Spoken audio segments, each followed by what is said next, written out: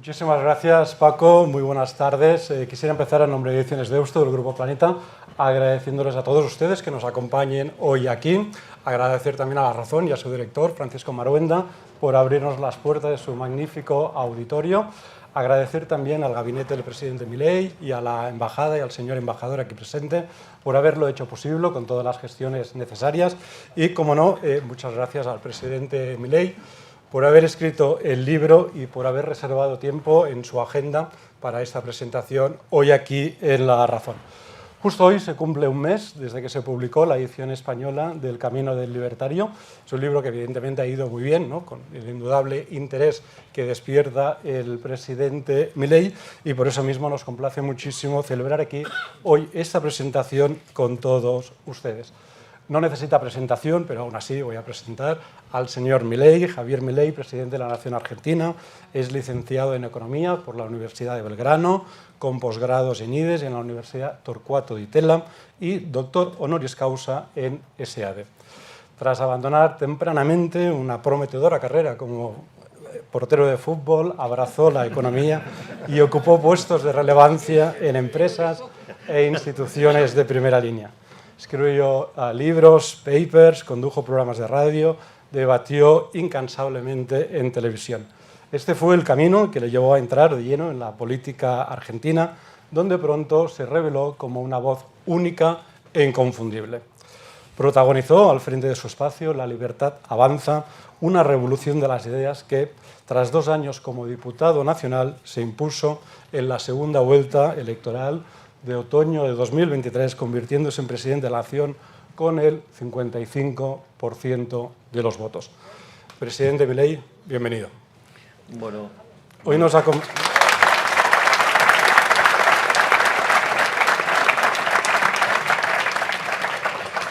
nos acompaña también aquí Juan Ramón Rayo, doctor en Economía, decano de la Universidad de las Hespérides, profesor de la Universidad Francisco Marroquín y de EA University, autor de varios bestsellers que hemos tenido también el privilegio de publicar en Ediciones Deusto, y es, asimismo, uno de los 2 prologuistas del libro que hoy presentamos.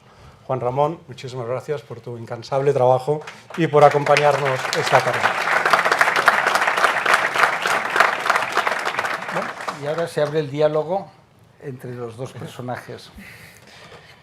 Bueno, pues buenas tardes, Javier, y muchísimas gracias por estar en España, y ojalá, ya de entrada lo digo, tus ideas inspiren de verdad a la sociedad y a la política española. Eso de entrada. Pero precisamente, ¿cuáles son tus ideas? ¿Qué es el liberalismo libertario? A ver, voy a hacer una pequeña intro sobre las características del libro, y además agradezco a La Razón, a Deusto, por este espacio, y sobre todo por tener el honor de estar con Juan Ramón aquí, que para mí es un placer enorme. El libro es un libro, es mi tercer libro con Planeta, digamos, con lo cual, y este es el primero de la serie, digamos, que es El Camino del Libertario, que es del 22, El fin de la inflación es del 23, y del 24 está en este momento Capitalismo, Socialismo y la trampa neoclásica. Este libro cuenta básicamente los elementos con los que yo llegué a ser diputado nacional. Es decir, cómo fue ese camino. Lo cuento porque es relevante a los hechos de lo que estás planteando. El libro básicamente tiene 3 partes. Tiene una parte que es autobiográfica, o si ustedes quieren una biografía. Hay una que es en primera persona, que es donde yo cuento algunos aspectos de mi vida que creo que fueron importantes al momento de llegar a la política. Por ejemplo, en un momento mencionamos que yo había sido arquero de fútbol. Eso tiene una importancia mucho más fuerte de lo que uno se imagina. Ustedes piensen que en el fútbol, en el soccer, ya del vamos, el arquero, se viste distinto que el resto de los jugadores. Es el único que lo puede usar las manos dentro del reglamento, es el único, que se viste distinto. Piensen que cuando hay un gol festeja todo el equipo del otro lado y el arquero está solo. el arquero además entrena solo, y si un delantero erra un gol no hay problema, pero si el arquero, digamos, comete un error, es gol en contra. Por lo tanto, eso tiene un efecto muy fuerte, digamos, sobre la personalidad, y eso hace que, digamos, sea un tipo de carácter fuerte, por decirlo de alguna manera. O por otra parte, digamos, a veces también, digamos, han hecho foco sobre, digamos, mi aspecto físico. Bueno, cuando dejé de jugar al fútbol y me dedicaba a estudiar de manera intensa en medio de, digamos, como consecuencia de la hiperinflación de 1989, que la inflación mayorista ese año llegó a cerca del 5.000%. Yo recuerdo que estaba en primer año de la facultad y estudiaba que cuando los precios suben la cantidad demandada baja. En ese momento había unas chicas que pasaban con tiqueadoras.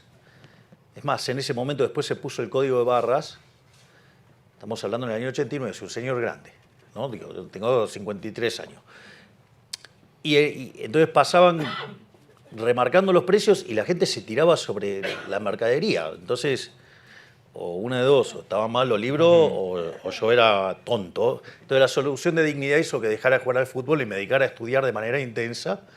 Y a los 20 años escribí mi primer artículo académico que se llama La hiperinflación y la distorsión de los mercados. O sea, pero en paralelo, digamos, tenía una banda de rock. Así que también, digamos, la otra parte es eso, digo, de cuando les sorprende así como el look, es que tenía una banda Stone y además cantaba. Así es que, digo, con lo cual, digamos, parte del histrionismo eso lo explica. Esa biografía en paralelo después tiene personas que me han acompañado, ¿no? O sea, testimonios muy lindos, por ejemplo, el de mi amigo Diego Zucalesca. Por ejemplo, nosotros hacíamos algo que se llamaba el consultorio de Milei en el canal de la ciudad, y básicamente lo que hacíamos era el libro de Walter Block, es decir, defendiendo lo indefendible, y era muy divertido porque siempre, digamos, Zucalesca venía compulgido y entonces le dábamos la solución Walter Block y salía muy divertido. Y eso empezó a generar tanto impacto en redes que lo llevamos al teatro y fue un éxito teatral. En un momento donde, digamos, básicamente al resto les costaba bastante llenar una sala, nosotros llenábamos salas regularmente. O, por ejemplo, hay un testimonio hermoso, por ejemplo, de Santiago Oría, que es nuestro cineasta, que plantea toda la épica como una cuestión así de superhéroe, o está el testimonio de mi hermana, o el de mi mejor amigo. O sea, son testimonios o digamos, el del presidente del Partido Libertario, y contar todas las aberraciones, porque digo, ustedes, hoy digamos se ve el output final, pero nosotros cuando arrancamos esta carrera en la Ciudad Autónoma de Buenos Aires, básicamente el jefe de gobierno de la Ciudad Autónoma de Buenos Aires salió a cooptar sellos para que nosotros no pudiéramos competir. Entonces era que no íbamos a poder competir porque no íbamos a tener sello. Logramos tener sello, digamos, a pesar de un montón de cosas bastante ásperas que nos pasaron en el medio. Entonces nos creó dentro de su espacio una lista de pseudos liberales para tratar de destruir a nuestro espacio, donde en lugar de competir en la interna propia de ellos, se dedicaban a ensuciar a nuestra estructura, lo cual, digamos, parecía rarísimo. Un método bastante sucio también de tratar de cooptar personas cercanas a uno para que le clave un puñal en la espalda. Era un método de hacer política bastante violento. Después dijeron que no íbamos a poder pasar las PASO, que era un mínimo de 2% de los votos. Después dijeron que íbamos a perder contra el voto en blanco. Después dijeron que la izquierda nos iba a llenar de goles y terminamos sacando el 17% de los votos. Conseguimos dos bancas de diputado nacional, 5 de legisladores porteños. Y ahí, digamos, una idea brillante de mi hermana que es, bueno, pero digo, o sea, para mí los impuestos son un robo. Entonces, como los impuestos son un robo, digo, o sea, yo no podía ser cómplice de eso. Entonces, bueno, la forma era cómo le devolvíamos a la gente los impuestos. Y la realidad es que si lo hacíamos a dedo, lo hacíamos con algún criterio de esas características, casi que me sentía como que era un político más Sí, sí, haciendo dinero, digo, sí, sí. redistribución del ingreso. Entonces, digo, me ponía también bastante incómodo y al jefe, a mi hermana, digamos, genialmente se ocurrió, ¿por qué no lo sorteamos? Hicimos, cuando quisimos hacer el primer sorteo, había más de 1 millón de invitados, de anotados, lo cual dijimos, esto es una cosa más interesante. Y entonces hicimos un acto en Mar del Plata y fueron más de 10.000 personas. Entonces dijimos, me parece que esto está para otra cosa. Y bueno, terminé siendo presidente.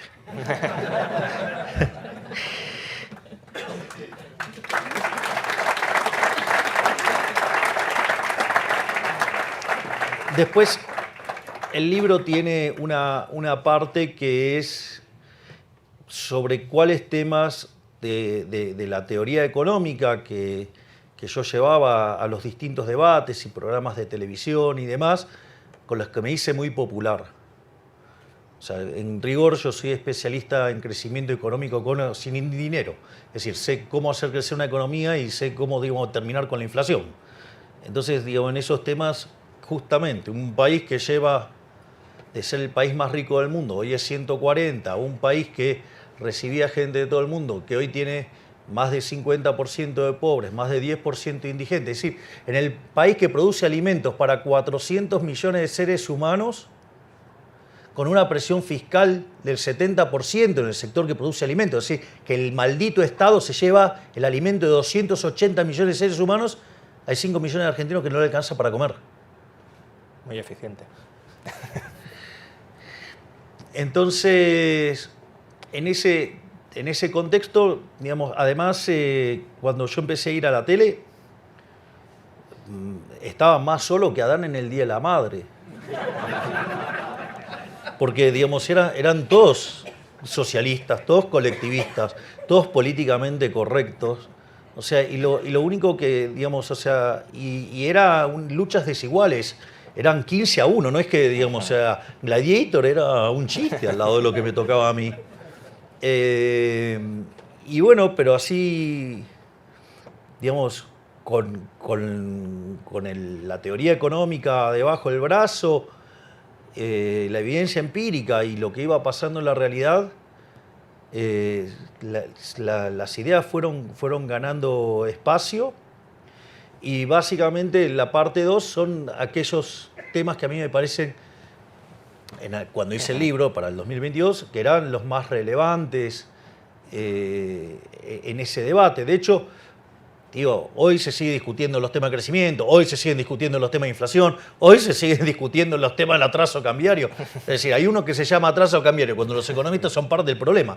De hecho, vengo de dar una conferencia esta semana frente a empresarios explicando, digamos, que eso del atraso cambiario está mal, pero no importa. Y después, la tercera parte del libro tiene mis discursos de campaña y como cierre tiene la discusión del presupuesto ya siendo diputado.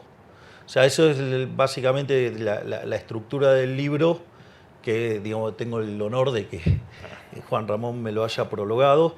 Y cuando digo liberalismo, digamos, ya lo sabés, digamos, yo suelo apalancarme sobre la definición que ha dado nuestro máximo prócer de la CIE de la libertad en Argentina, que es el profesor Alberto Venegas Lynch hijo, que dice que el liberalismo es el respeto irrestricto del proyecto de vida del prójimo basado en el principio de no agresión, esto es un tema no menor, lo remarco, y en defensa del derecho a la vida, a la libertad y a la propiedad. Y además, digo, es uno de los capítulos, o sea, cuyas instituciones son la propiedad privada, los mercados libres de intervención estatal, la competencia, la división del trabajo y la cooperación social, donde solamente se puede ser exitoso en el capitalismo sirviendo al prójimo con bienes de mejor calidad o mejor precio. Es decir, que en el fondo un capitalista exitoso es un benefactor social, es un héroe. Digamos, o digamos, si no lo podemos poner en los formatos de ancho basto, ¿no? Digamos, o sea, capitalismo, ahorro y trabajo duro. No hay nada más. No hay otra Nada cosa. más que eso, no hay más misterio que eso. Entonces, siendo esto el liberalismo libertario, tú has dicho muchas veces, y creo que es así, que eres el primer presidente liberal libertario de la historia, al menos autodeclaradamente liberal libertario, sin duda alguna lo eres. ¿Qué crees que puede aportar el liberalismo libertario a Argentina? Si te parece, luego hablamos a corto y a largo plazo, pero a Argentina y al resto del mundo que no estén aportando ahora mismo otros movimientos políticos como, no sé, claramente el socialismo, la socialdemocracia, pero también el nacionalismo, el conservadurismo. Es decir, ¿cuál es el hecho diferencial del liberalismo libertario frente al resto de movimientos políticos? A ver, esto es una pregunta sumamente interesante porque el upgrade que implica el liberalismo en términos de implementación política es un upgrade en términos morales. Digo, pero esto no es una cuestión menor, porque lo voy a hacer con un ejemplo, digamos, quizás no es tan simple en España, digo, porque algunos de los padecimientos que tenemos nosotros no están, pero, por ejemplo, el control de capitales, ¿no? Es decir, el hecho de que uno no pueda decidir qué moneda comprar, en qué moneda quedarse. Bueno, eso por ejemplo, es una salvajada, digo, y es profundamente inmoral. Entonces, por ejemplo, ¿por qué ocurre eso? Porque Argentina, digo, genera como consecuencia de esa frase nefasta que le gusta a todo el surderío, que es de donde hay una necesidad nace un derecho. El problema es que las necesidades son infinitas, el derecho alguien lo tiene que pagar. Digo, recuerden esto, los derechos alguien los tiene que pagar. Y como los recursos son finitos, ahí aparece el gran problema, digo, que se manifiesta como déficit fiscal. En general, cuanto más inmoral es un político, lo financia con deuda. Vean que siempre la dimensión moral, o sea, y esto el liberalismo lo aporta de lleno. ¿Por qué es inmoral la deuda? La deuda es inmoral porque la fiesta de hoy se lo estoy pasando a las generaciones futuras. Es como que nosotros nos fuéramos todos de fiesta y le pasemos la cuenta a nuestros nietos. ¿Cómo lo calificarían? Pondrían una cosa bastante fea. Entonces, o por ejemplo, digamos, financiarlo con emisión monetaria, que es un impuesto no legislado. Digo, los impuestos son un robo y este también es un robo. En realidad el verdadero robo es el señoriaje, es la emisión de dinero. Pero no solo eso, sino que además es profundamente regresivo. Entonces pega con más fuerza sobre los más vulnerables. Es decir, en Argentina, por ejemplo, pasa que los mayores fanáticos del señoriaje y el impuesto inflacionario son los progres. Y son una máquina de producir pobres. Y lo otro directamente son los impuestos, que directamente es un robo, es una confiscación. Entonces, ¿qué es lo que pasa? Cuando se quedan ya sin recursos, terminan yendo por la emisión monetaria. Y eso empieza a generar inflación. Como no les gusta la inflación, digo, porque es un efecto nocivo y que a la gente le molesta, entonces, ¿qué es lo que hacen? Para tratar de controlar los precios, fijan el tipo de cambio. Y al fijar el tipo de cambio se empiezan a perder reservas. Digo, de manual. Entonces, como no les gusta perder de reservas, ¿qué hacen? Ponen control de capitales. El control de capitales no solo que está vulnerando la libertad de ustedes de decidir en qué moneda ahorrar, sino que además les está destrozando el consumo futuro, pero no solo eso, además los obliga a retener más de la moneda local. Por lo tanto, aumenta la base imponible del impuesto inflacionario por la fuerza. Es decir, entonces vean que el control de capitales, por ejemplo, es una política fuertemente inmoral, es una aberración. O, por ejemplo, esto es un ejemplo divertidísimo. Divertidísimo, salvo que haya que vivirlo. Otra de las cosas que hacen los políticos es en lugar de atacar las causas, van sobre los efectos, entonces ponen controles de precios. Entonces, por ejemplo, durante la última etapa del kirchnerismo, antes de que llegáramos nosotros al poder, entonces, ¿qué es lo que hizo el kirchnerismo? Frente al hecho de que estaban subiendo los precios y que no les cumplían los acuerdos de precio y aparecía el desabastecimiento, por lo cual también hay ley de abastecimiento, ley que nosotros hemos eliminado con el DNU. Pero no solo eso, sino que además es interesante. Entonces, ¿qué hicieron? Mandaron a la patota de los sindicatos con palos para controlar los precios.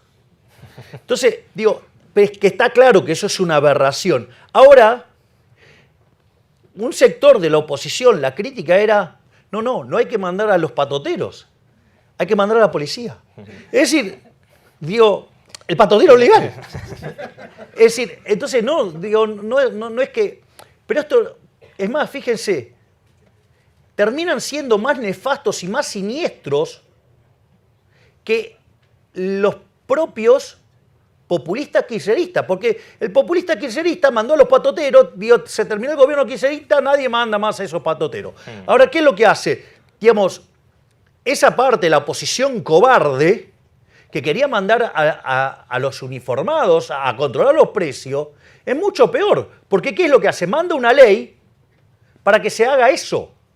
Con lo cual tienen un problema más grande, porque ahora tienen que además sacar esa ley que institucionaliza la violencia, cuando en realidad esto nunca debería haber ocurrido porque ustedes no lo deberían haber hecho por respeto del derecho de propiedad. Y ahí está, digamos, el respeto, digamos, a la vida, a la libertad y a la propiedad, justamente. Entonces, fíjense cómo es importantísima la definición de liberalismo y las instituciones, y cómo la cuestión moral. Es decir, ¿por qué? Porque la violencia está mal, la expropiación está mal, entonces eso es una guía de la política económica. Y cuando uno le saca la pata opresora del Estado a la política, las sociedades florecen. Entonces, nosotros venimos de una decadencia de más de 100 años. O sea, a nosotros nos pasó literalmente como un sapo. Usted quiere cocinar un sapo, ¿cómo hace? Lo va a tirar en el agua caliente, salta el sapo. Entonces, ¿qué hicieron? Lo metieron en agua fría y después le pusieron la hornalla. Bueno, lo cocinaron. Lo cocinaron tanto y se fueron tanto de mambo que terminamos habiendo un presidente liberal libertario, lo cual, digamos, no es normal en condiciones normales de presión y temperatura. Pero lo más interesante de esto, bueno, de hecho yo siempre dije que mi caso era un canto al error tipo 2. O sea, el error tipo 1 es cuando usted hace todo bien y le sale mal. El error tipo 2 hizo todo mal y le salió bien. O sea, a ver, soy economista. La verdad que los economistas no son personas muy queridas. Digo, además, por el tipo de especialización que tengo, digo, uso mucho matemática y todas esas cosas, con lo cual el segmento es más chiquitito. Además, siendo especialista en crecimiento económico en un país enfermo de keynesianismo, menos. Y además, liberal en un país de zurdos. Era imposible. O sea, bueno, hicieron las cosas tan mal que acá estamos y estamos domando con mucho éxito la inflación.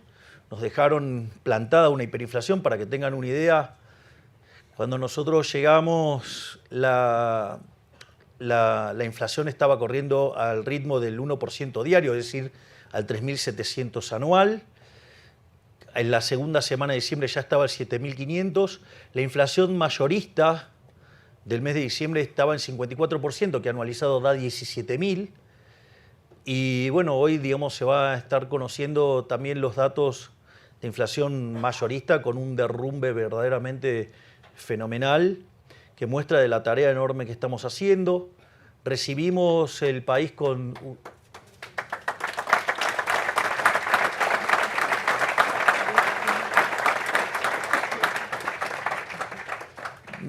Recibimos el país con déficits gemelos por el equivalente de 17% del PBI. Piense que 4 es una alerta amarilla, rojo se van a dar una piña, 17 imagínense.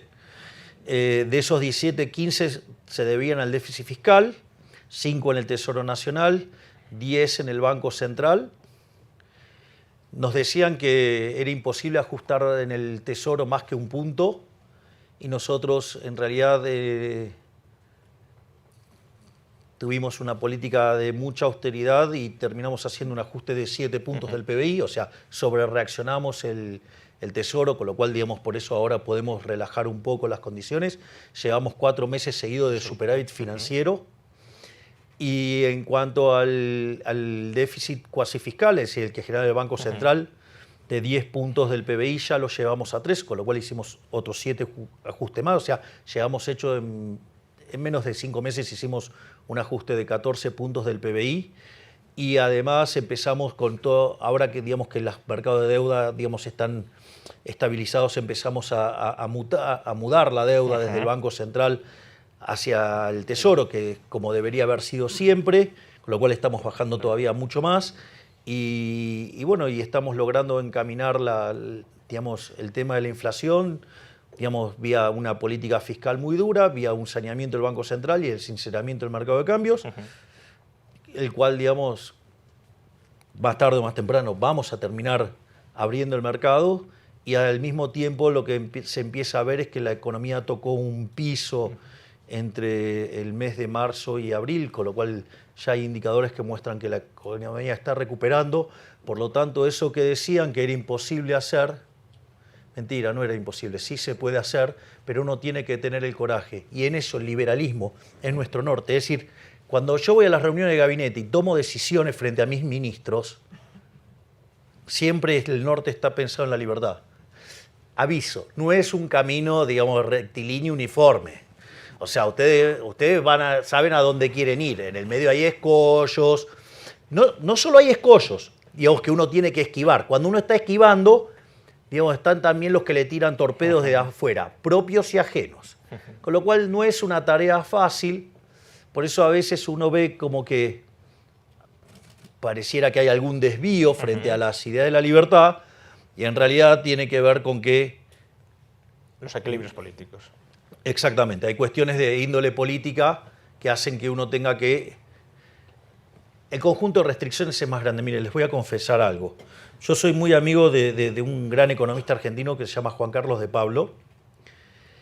Y cuando yo leí el artículo de Murray Newton Rothbard, Monopolio y Competencia, que es parte de ese libro maravilloso El hombre, la economía y el Estado, está en el tomo 2, si no me equivoco, nada, me volví ANCAP, como correspondía. Y entonces yo tenía muchas charlas con el profesor de Pablo y la verdad que eso me había puesto insoportable, estaba bastante áspero. Y el profesor de Pablo, digamos, él entrevistó a todos los ministros de Economía y presidente del Banco Central desde la mitad del siglo XX en adelante. Entonces, a mí una de las cosas que decía, pero ¿por qué, digamos, alguien que sabe tanto y con tantas cosas es tan condescendiente? Y si bien yo siempre traté de incorporar las restricciones, vos sabés que tenemos muchas de nuestras filas que les cuesta incorporar las restricciones,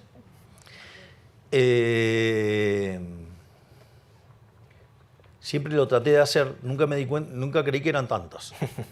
Con lo cual el otro día, cuando nosotros con el profesor de Pablo nos juntamos los domingos a ver ópera, y cuando estábamos cenando yo le hice mi autocrítica y que pedía disculpas por esos momentos en los cuales no entendía bien de qué se trataba, porque la verdad que la cantidad de restricciones que uno enfrenta son mucho más grandes de lo pensado, y además, como se dice en ajedrez, digamos, aun cuando a uno le toca las blancas, las negras también juegan, es decir, con lo cual, digamos, el equilibrio político, ustedes no crean que a los políticos les interesa que ustedes estén mejor, no, eso es mentira. Lo único que les interesa es estar bien ellos en general, y no sé, y en 25º orden le debe importar lo que le pasa al país. Es decir, salvo, digo, cuando tienen casos raros, que, digamos, o sea, se cansaron, pero, digo, de vuelta, hay que llegar a situaciones muy límites como la que llegamos nosotros y en esa carambola aparecimos. Y la buena de esto es que se nos prendieron los reflectores en todos lados y estamos incomodando a los rojitos por todo el mundo.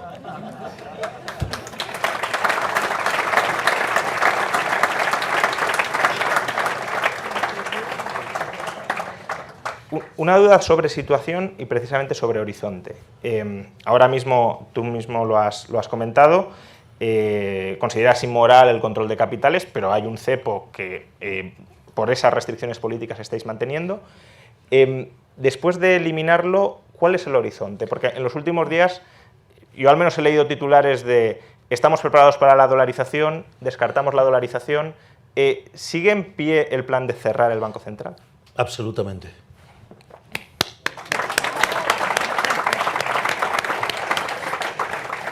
El punto es el siguiente. Nosotros, digo, para más o menos tener la idea de la herencia que recibimos en el Banco Central.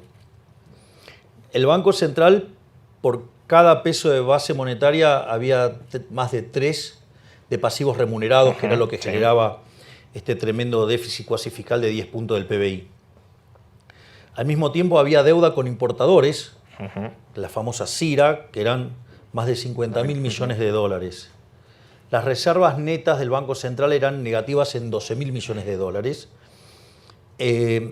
Había control de capitales y la brecha era del 200%, o sea, era una relación 3-1, el paralelo respecto al oficial.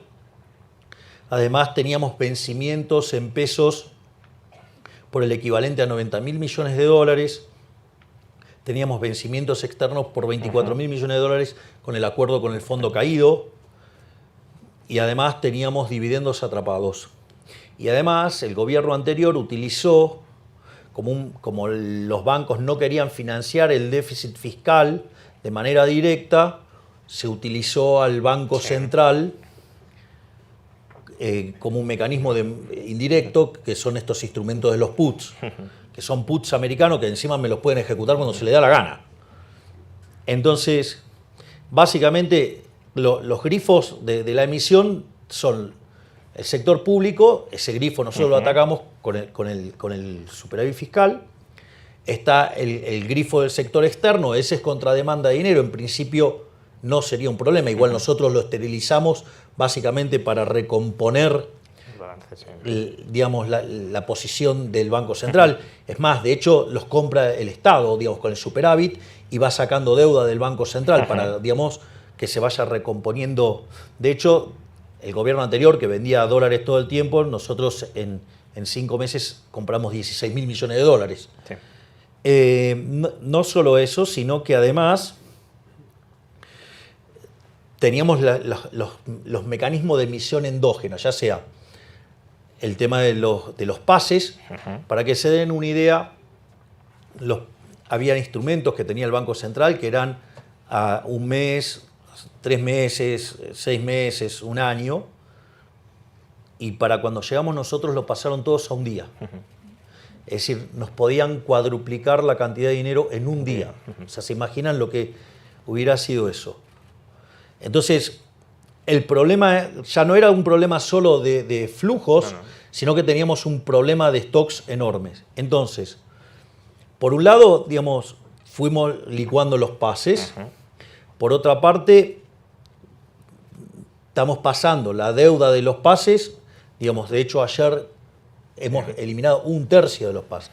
Estamos trabajando en la solución del tema de los puts. Por lo tanto, estamos terminando con todos los factores de emisión endógena y estamos haciendo unas sucesivas operaciones de BOPREAL para limpiar el problema de lo que tiene que ver con los dividendos retenidos, para calzar los flujos de fondos. ¿Por qué? Porque si yo liberara todos esos fondos todos juntos, van y coyunturalmente me generan un aumento de demanda de divisas muy profundo. Eso me puede hacer saltar el tipo de cambio violentamente, me hace caer la demanda de dinero y me gatilla una hiper. Entonces, hasta que no termino de arreglar el problema de los stocks, no puedo abrir el cepo. Pero fíjate esto, nosotros hicimos un sinceramiento del tipo de cambio y lo llevamos a un nivel corregido por impuesto país, que daba el tipo de cambio de mercado. Si hay un tipo de cambio de mercado. Y la brecha, y no hay brecha, ese es un dato no menor. Explico esto ¿por qué? Porque cuando nosotros, esto lo hicimos en el Hotel Libertador, donde mi amigo Santiago Abascal me vino a saludar y felicitarme, entre otros amigos también que vinieron, y estábamos con el ministro de Economía, con el presidente del Banco Central y otros miembros del equipo, y yo, o sea, y el consenso, digo, para que sepan también lo chanta que son muchos economistas argentinos, decían que había que poner el tipo de cambio en 600. Y tenían una hipótesis de que si salía bien, la inflación era más alta que la que hemos tenido. Y son lo mismo que ahora hablan de atraso cambiario. Nosotros, digo, concretamente esa decisión, digo, la tomé yo. Yo le dije al ministro Caputo, pongamos el tipo de cambio en algo que quede similar al mercado. Porque eso lo que iba a hacer era achicar el exceso de demanda de divisas, nos achicaban los otros excesos de oferta y por ende el sufrimiento en actividad y empleo iba a ser más bajo. Digo, lo cual nos dijeron de todo. Y entonces, si vos te fijas, nosotros ya estamos terminando de eliminar todos los factores de emisión endógena. Ya de hecho estamos avanzando en un acuerdo con los bancos para eliminar el tema de los puts. Ya eliminamos un tercio de los remunerados, ya bajamos en más de un 80% el déficit cuasi fiscal. Por lo tanto, y ya estamos haciendo, y ya también estamos casi por la mitad de los dividendos, al margen de que arreglamos la CIR y todos los otros temas que arreglamos. Por lo tanto, cuando nosotros terminamos de sanear el Banco Central, digamos, lo que vamos a hacer es liberar el cepo.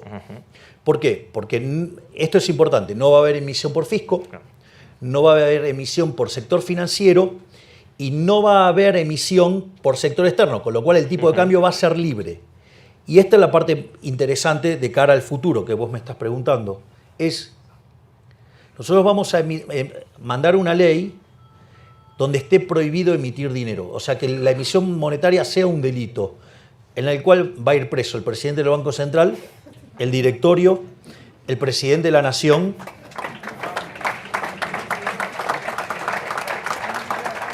el ministro de Economía y todos los diputados y senadores que aprueben una aberración de esas características. Entonces, ¿qué es lo que va a dar como resultado eso? Una vez que nosotros hacemos esa apertura del cepo, ya no se puede emitir más dinero. Al no emitirse más dinero, los consecuentes aumentos de la demanda de dinero, si la economía empieza a crecer y empieza a recomponer el sendero intertemporal de consumo y demanda más dinero, esa monetización se va a hacer endógenamente por la gente, trayendo sus monedas extranjeras adentro de la economía. Entonces, ¿qué es lo que pasa?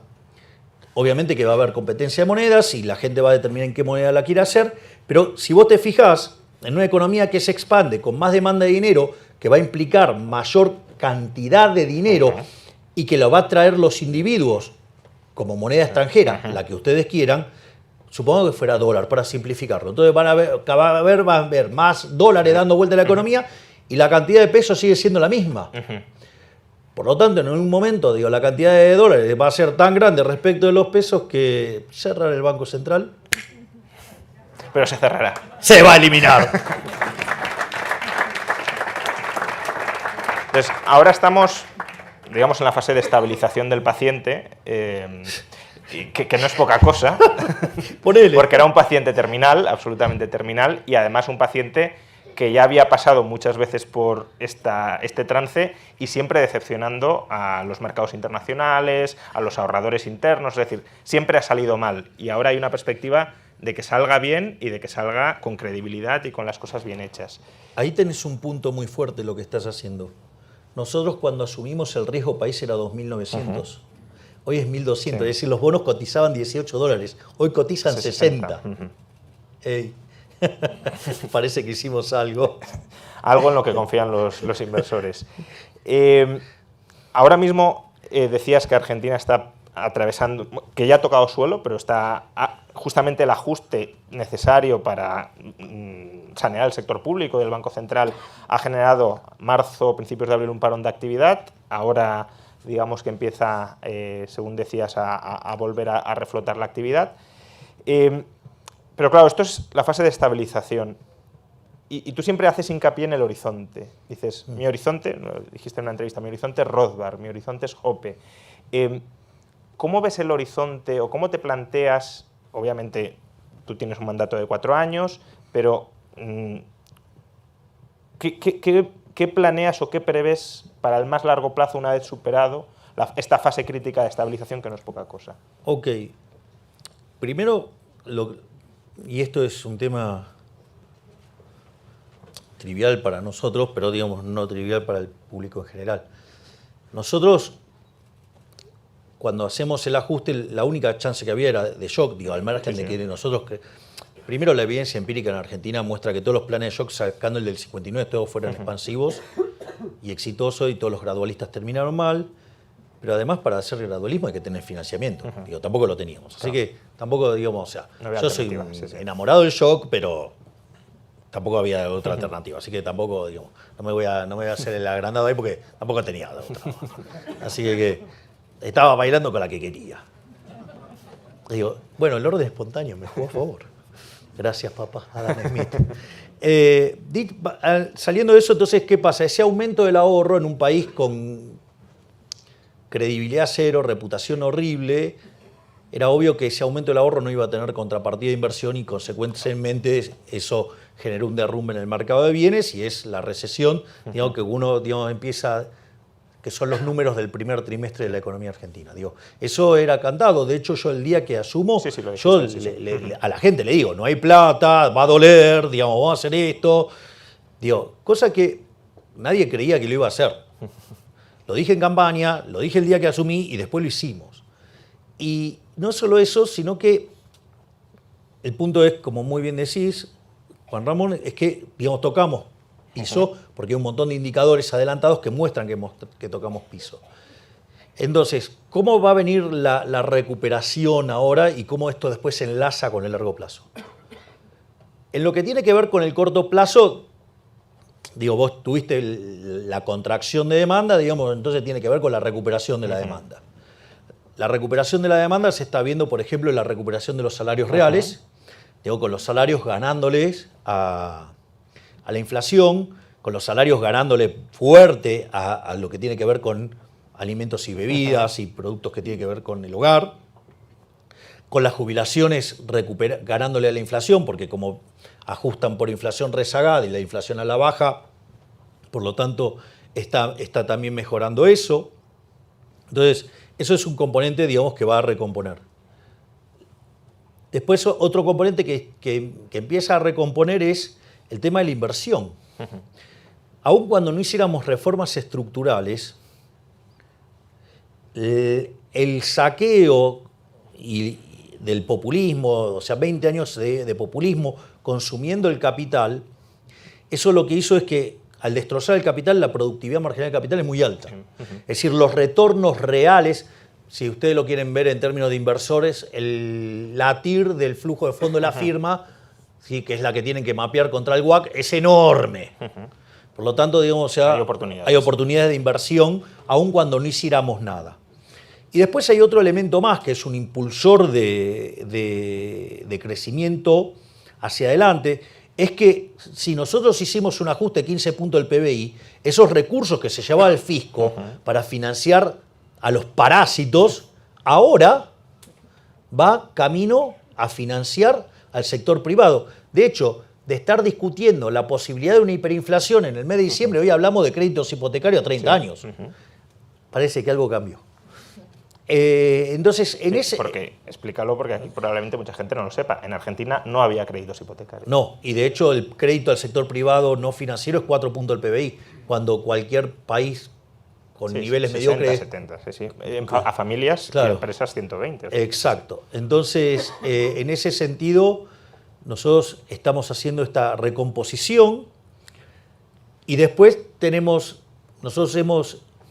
Para que se den una idea, la reforma más grande de la historia argentina la hizo Menem, y esa reforma, esa ley era 1/5 de lo que es nuestra ley bases. Es decir, nuestra ley base es 5 veces más grande, y además, no solo eso, sino que el DNU son 300 y pico. Nosotros mandamos cerca de 1000 reformas estructurales. Así, de la nada. En 2 semanas. En 2 semanas. Y les voy a decir algo. Van a tardar más o menos, pero van a salir. Y se vienen 3000 más.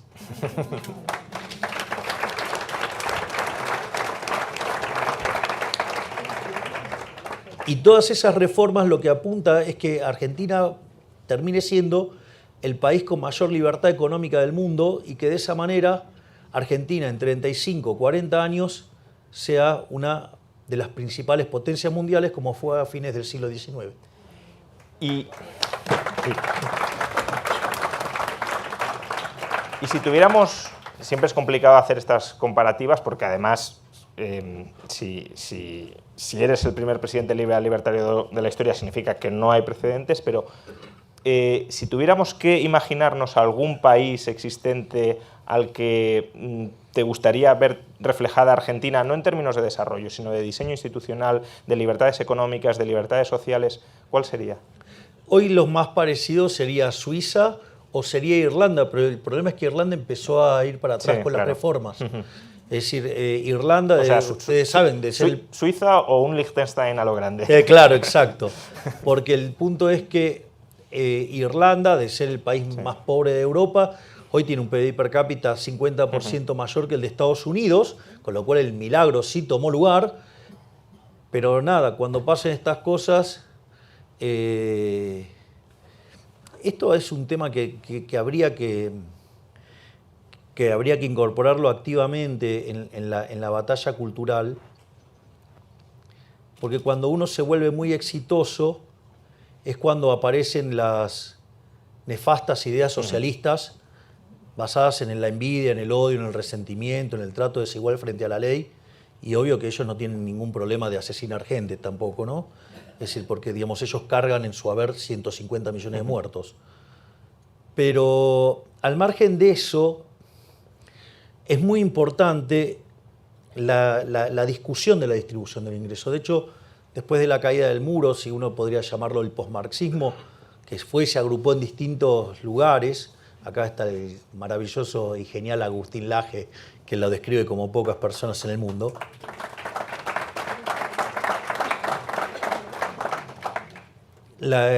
Trasladaron la idea de la lucha de clases a distintas cuestiones.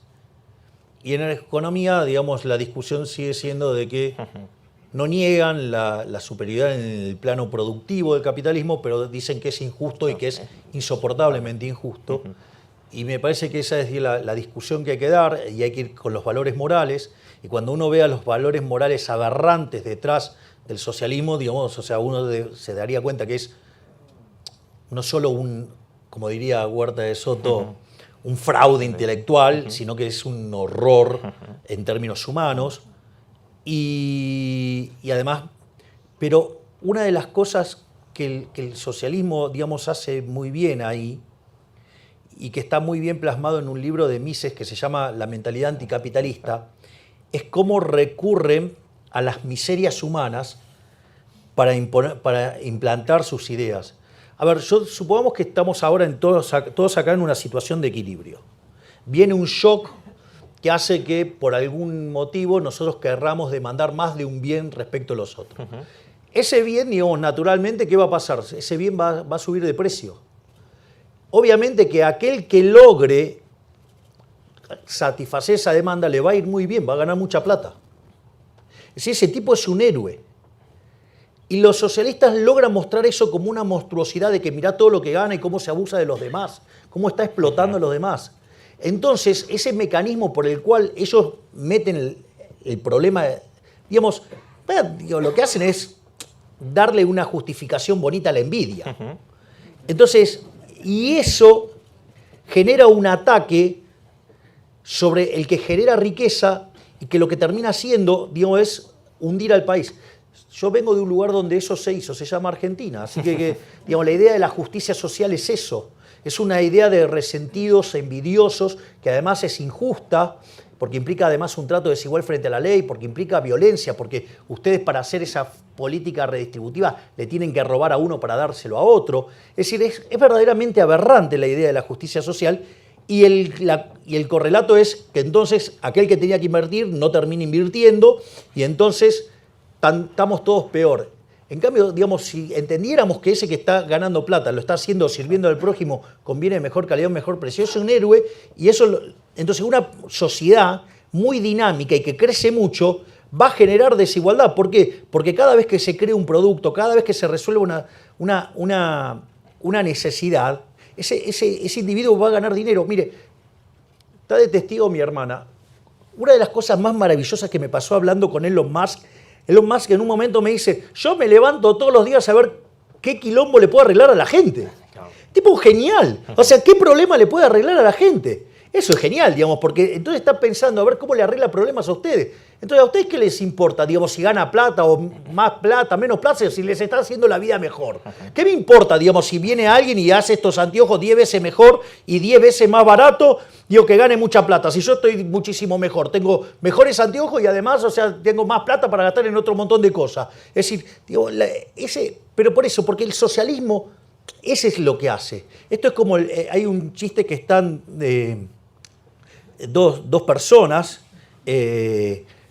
¿no? Entonces, A y B. A tiene una oveja y está feliz con la oveja y todo bárbaro. Y se le presenta a B, el creador, y le dice, te doy lo que quieras. Digo, porque estaba profundamente envidioso que ya tenía una oveja. Entonces, ¿qué podría haber pedido? Que le dé una oveja, 10 ovejas, 100 ovejas. No, tenía el creador enfrente, todo. Que se muera la oveja de A. Eso es el socialismo. Por eso se hunde.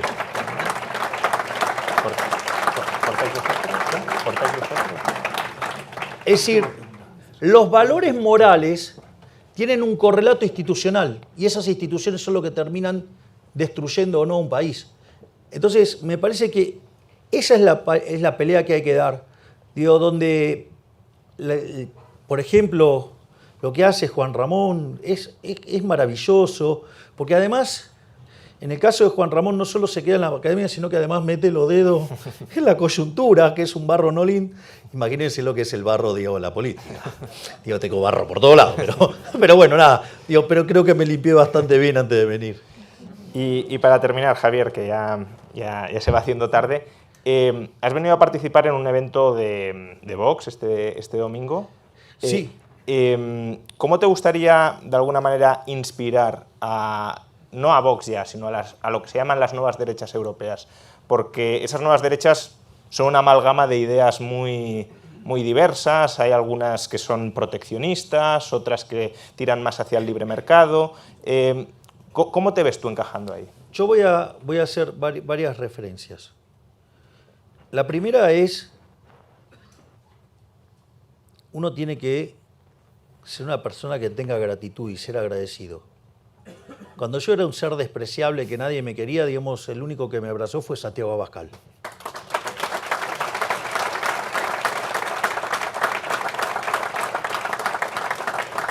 Por lo tanto, era un imperativo moral participar del evento, porque además es un amigo y es un gran ser humano.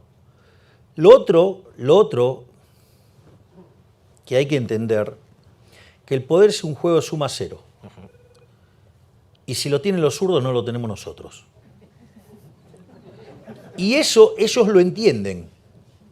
Entonces yo diría, miren, el cáncer de la humanidad es el socialismo. El enemigo es el socialismo. Si yo les tuviera que decir algo, es traten de ponerse todos. O sea, una de las cosas maravillosas que se dio ahora en Argentina y que cuando yo lo proponía durante la campaña y cuando ingresé en política era que tenía que haber un ordenamiento en términos ideológicos. Digo, para que la gente cuando vota sepa lo que vota. Entonces, que de un lado queden los colectivistas y del otro lado los que abrazan la idea de la libertad. Digo, después, obviamente que va a haber matices. Hay una frase de Friedman que era genial. Dice, mire, los liberales, hay distintos tipos de liberales, dice, mire, tienen los liberales clásicos, usted podría poner ahí a Adam Smith, lo podemos poner a Friedman ahí, hay algunos que hasta lo pondrían a Hayek ahí. digo, usted tiene los minarquistas, no sé, podríamos poner a Mises. Y en un momento dice Friedman, digo, cosa que sabía en carne propia por su hijo, dice, y si se fija bien, hasta los hay anarquistas. Entonces, lo que digo es, en lugar de estar tan preocupados por las diferencias que podemos tener en este lado de la vida, no dejemos que el lado oscuro, negro, satánico, atroz, espantoso, cancerígeno que es el socialismo nos gane.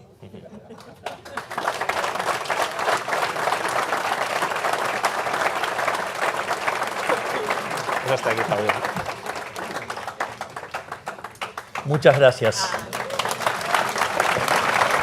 ¿Salió? Gracias, amigo.